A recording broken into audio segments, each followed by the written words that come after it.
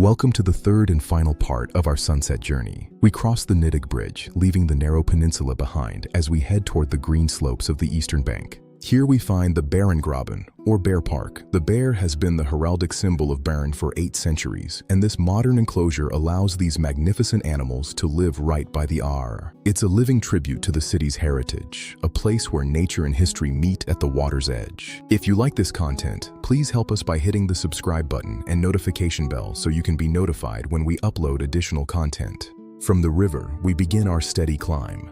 The path winds upward, offering glimpses of the city's roofs through the trees as the light continues to soften. We've reached the Rosengarten. Once a cemetery, this hilltop was transformed over a century ago into the city's most beautiful public garden. Home to over 200 varieties of roses and hundreds of other blooms, it is a peaceful sanctuary above the bustling capital. We even find a familiar face here. The Einstein statue sits quietly on a bench, as if still contemplating the nature of time and space while watching over the city. As we reach the park's edge, the full glory of Bern is revealed. This is the postcard view, the turquoise Aare wrapping tightly around the historic heart. The sandstone facades act like a mirror for the setting sun, taking on a deep amber hue that seems to glow from within. From here, you can truly appreciate why the founders chose this site. The river provides a natural defensive cradle, a unique geography that has preserved this city for centuries. Locals and visitors alike gather here at the end of the day, drawn by the silence and the spectacular transition into night.